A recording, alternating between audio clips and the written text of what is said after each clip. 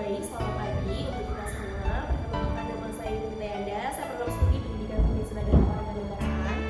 Tujuan saya melakukan wawancara ini merupakan untuk memenuhi tugas UAS mata kuliah pendidikan generasi muda. Di sini Kota ada yang penuh budaya, beraneka ragam seni budaya, kekayaan yang tiada duanya, sebuah warisan yang terjaga, potensi unggulan yang bermakna, simbolis kota baru namanya, jatilan ketoprak campur sari, ada wayang dan banyak lainnya.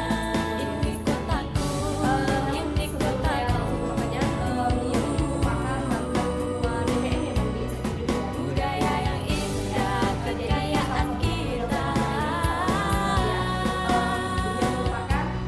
Batu kota budaya mempesona, lestarikan seni dan budaya. Jadi tokoh yang saya cari ini adalah merupakan Bang Belo, seorang guru.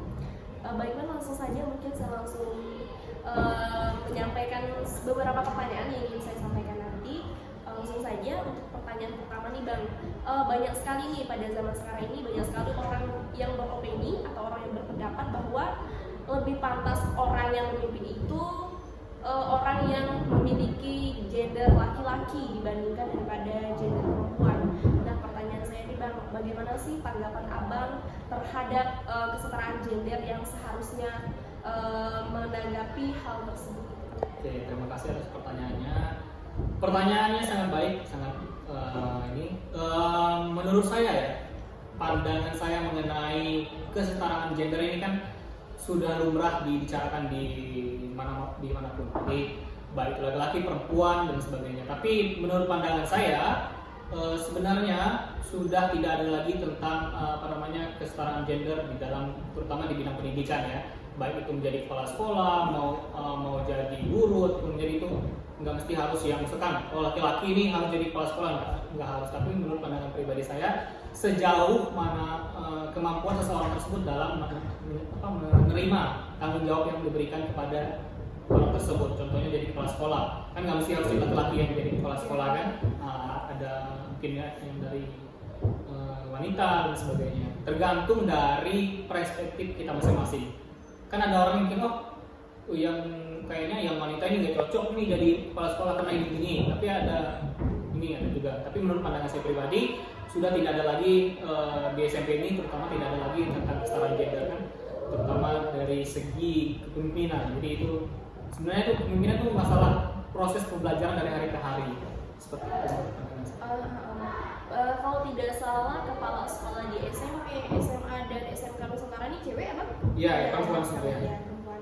Jadi hal ini membuktikan ya bahwa opini tersebut itu harus dihilangkan. Tidak mesti laki-laki yang harus memimpin, tapi perempuan juga memimpin. Ini sesuai dengan tingkat kepandaian seseorang dalam memimpin. Lanjut nih Bang, langsung ke pertanyaan yang kedua. Pertanyaan kedua ini berkaitan dengan toleransi. Abang ini kan sebagai tenaga pendidik ya, sebagai guru ya.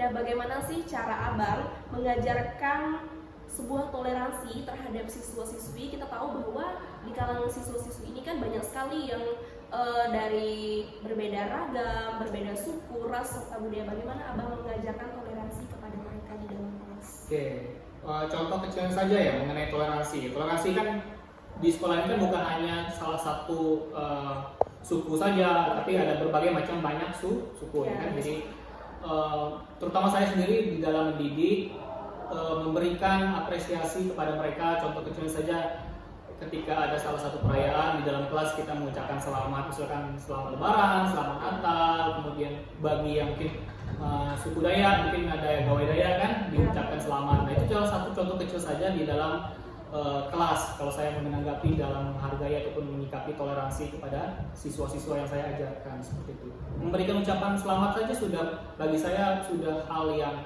mengapresiasikan si siswa kita gitu. Mungkin itu saja. Oh iya, bentar lagi kan juga ada Imlek Bang. Mungkin kita ada mengucapkan selamat merayakan hari Imlek untuk yang berusaha suku Cina ya. Langsung pertanyaan ketiga Bang.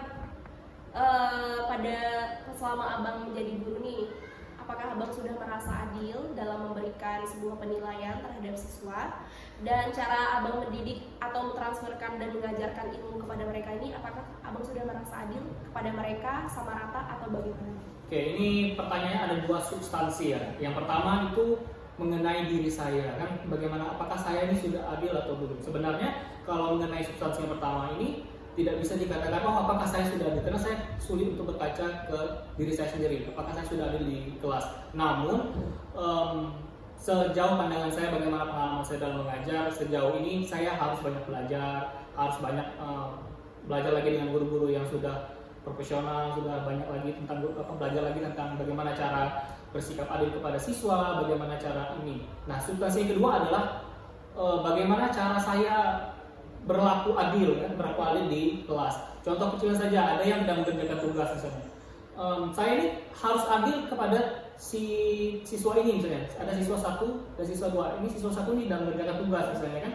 Kemudian siswa 2 ini mau mengerjakan tugas. Tiba-tiba saya kasih nilai yang sama. Oh, tidak bisa karena ya kita harus lihat dulu. Bukan masalah nilainya 90 100 bukan, tapi masalah kemauan dan usaha dari siswa tersebut. Jadi saya harus berlaku adil, memberikan contoh kecilnya itu dan nilai ya kan. Mungkin itu saja. Oh iya. Bagaimana pendapat abang tentang orang yang tentang seorang guru yang memberikan nilai hanya kepada siswa yang terdekat dia saja gitu, walaupun sebenarnya tingkat indeks pengetahuan anak tersebut itu kurang gitu bang? Ya. Oke, sejauh ini kalau mengenai kedekatan atau emosional apa, siswa ini dekat dengan saya, oh saya kasih ini. Menurut pandangan saya, terutama kalau guru-guru itu kan setiap guru kan berbeda-beda bagaimana cara memberikan nilai kepada siswanya. Tapi kalau saya sendiri, saya lihat kemauan dia, apakah dia mau belajar atau tidak, bukan masalah emosional, kedekatan emosional. Tapi ya kita tidak bisa menyamakan pendapat ini kan, menyamaratakan dengan pendapat orang lain ataupun guru-guru lain bisa. Tapi kalau saya pribadi sendiri, saya lihat kemauan dan usaha si siswa ini kalau dalam memberikan nilai. Oke, langsung saja bang. Ini masih sisa 2 pertanyaan lagi ya. Ini pertanyaan keempat ini berkenaan dengan hak dan kewajiban bang. Kan kalau hak mereka sudah mendapatkan itu hak berpendidikan ya. Sekarang bagaimana cara abang mengajarkan kepada mereka agar menyeimbangkan antara hak dan kewajiban? Bagaimana cara abang mengajarkan kepada siswa bahwa setelah kita mendapatkan hak berarti kita juga wajib melakukan kewajiban kita sebagai seorang siswa? Dan bagaimana cara abang menerapkan hak dan kewajiban di dalam kelas itu? Oke, hak dan kewajiban ini kan banyak, umum general. Tapi saya ingin berikan salah satu contohnya hak dan kewajiban. Misalnya, siswa ini belum bayar SPP, belum bayar uang sekolah. Nah, kewajiban kita sebagai tenaga pendidik kan minimal mengingatkan kepada siswa ini agar memberitahu agar membayar uang sekolahnya, karena dia sudah bersekolah di sini, mungkin karena di sekolah swasta ya, jadi setiap bulan harus ada biaya pengeluaran. Jadi perlu diingatkan kembali bagaimana kita sebagai guru sudah mengajar dan bagaimana kewajiban si siswa ini di dalam menanggapi ataupun proses finansialnya mereka gitu, harus membayar uang sekolah dan sebagainya, uang buku dan sebagainya. Nah, itu harus diingatkan tentang hak dan kewajiban mereka. Itu contoh kecilnya saja. Mungkin itu di lingkup finansial ya kalau contoh kecil. Oke. Ya, terima kasih bang. Ke pengunjung pertanyaan yang paling terakhir bang. Ini berkenaan dengan budaya. Kita tahu bahwa pada zaman sekarang ini marak sekali budaya-budaya asing masuk ke budaya Indonesia sehingga mengubah pola pikiran anak muda, terutama generasi-generasi muda. Bagaimana cara mereka mengikuti tren tersebut bang? Padahal dapat kita ketahui bahwa kita menghormati budaya kita sendiri ini lebih penting daripada kita harus mengikuti tren-tren budaya asing yang masuk ke negara kita ini. Bagaimana tanggapan abang mengenai hal tersebut? Oke, terima kasih atas kesempatannya, pertanyaannya yang keren sekali. Jadi pertanyaan terakhir ini sangat umum dan sangat sering kita jumpai di dalam kehidupan kita, terutama di dalam bermedia sosial. Karena kita tahu proses masuknya budaya asing ke negara kita kan sangat cepat sekali. Jadi perlu disisahkan lagi, dipilah lagi, kemudian terutama bagi siswa-siswa kita, terutama di dalam bahasa. Contoh kecilnya bahasa yang kita gunakan adalah bahasa, misalkan mungkin pakai bahasa yang tidak pantas disampaikan ke temannya, itu pasti ada, karena kita tidak bisa kita sebagai guru itu tidak bisa mengontrol anak itu, oh kamu harus bahasanya gini, nggak bisa, karena lingkungannya yang mempengaruhi si anak ini dalam berbahasa, contohnya itu. Dan kemudian bukan hanya siswanya saja, tapi orang tuanya juga. Ada orang tua di kampung misalnya, dia ini orang Dayak misalnya. Ada orang Dayak ini first language-nya bukan bahasa traditional language-nya, bukan bahasa ibunya yang diajarkan, tapi mungkin bahasa contohnya bahasa Indonesia. Nah itu contoh kecil saja, orang tua memberikan arahan dan arahan kepada anaknya untuk membunuh bahasa ibu mereka, artinya itu membunuh bahasa ibu mereka agar ya kita tidak tahu, mungkin 5 tahun ke depan bahasa Dayak, mungkin bahasa ini hilang di bumi sementara ini, mungkin kita tidak tahu, mungkin itu saja sih. Oh iya, mungkin ini kan berkaitan dengan budaya tadi Bang.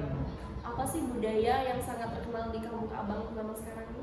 Budaya nih tergantung sukunya, tergantung ini. Tapi kalau majority ya pasti suku Dayak. Mungkin setiap tahun diselenggarakan untuk ya gawai Dayak, misalkan karena perlu diperkenalkan ke generasi muda bagaimana mungkin berpetara segala macam, di bagaimana cara syukuran mungkin selamatan padi dan segala macam, itu yang sering diadakan di kampung sana, seperti itu gawai Dayak.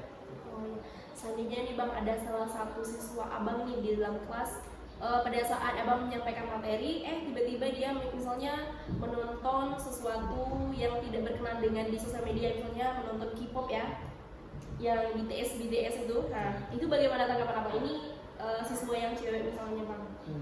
Nonton di kelas? Ya, nonton di kelas pada saat Abang menyampaikan materi misalnya. Oh ya, pastinya kalau itu di kelas, di sekolah ini kan ada aturan segala macam untuk pembawaan HP segala macam. Kami di sekolah ini kalau tidak di gurunya memberikan arahan untuk membawa HP. Kalau tidak, kita tidak izinkan siswa untuk membawa HP. Tapi kalau kejadiannya misalkan ada mata pelajaran yang mengharuskan siswa ini membawa HP, nah tiba-tiba ada siswanya yang melakukan ataupun bermain HP, bukan membuka mata pelajaran dan sebagainya, kita harus ingatkan kepada siswa tersebut agar kamu harus fokus mengikuti pelajaran yang sedang diajarkan, kemudian fokus untuk mengikuti sampai selesai, bukan pendekatannya secara persuasif, nggak mesti harus jangan ini kamu keluar, nggak harus gitu. Jadi pendekatannya harus persuasif lagi, pendekatannya harus lebih emosional lagi, bagaimana mendekati siswa. Karena penting, kadang ada siswa yang merasa generasi Z atau generasi ini kayak kalau ditegur sekali itu kayaknya dia tuh merasa kayak ada rasa baper, bawa perasaan kayak langsung minder segala macam, langsung marah segala macam, langsung nggak terima ditegur gitu. Oh iya, baik Bang, terima kasih. Tidak terasa ya waktu kita sudah hampir habis, dan tidak terasa percakapan sebenarnya masih banyak Bang yang ingin saya tanyakan kepada Abang, cuman karena mengingat waktu, suasana dan kondisi juga jadi tidak memungkinkan ya. Mungkin yang paling terakhir nih Bang, motivasi untuk para generasi muda zaman sekarang. Oke, motivasi untuk generasi muda zaman sekarang ya. Jangan banyak pikir apapun kata orang, lakukan yang terbaik versi kamu, jangan bandingkan kehidupan kita dengan orang lain. Mungkin itu saja. Oke, sangat luar biasa ya teman-teman. Ini merupakan salah satu tokoh yang selalu saya wawancarai sih, karena beliau merupakan salah satu tokoh yang juga banyak dikagumi orang ya, karena dari tokoh pemimpinnya, cara berbicaranya, terus cara bagaimana dia menyampaikan sebuah paparan materi kah atau berkenaan dengan wawasan terhadap orang lain. Mungkin sekian wawancara kami pada pagi hari ini. Terima kasih banyak banget sekali lagi saya ucapkan. Selamat pagi dan salam sejahtera untuk kita semua.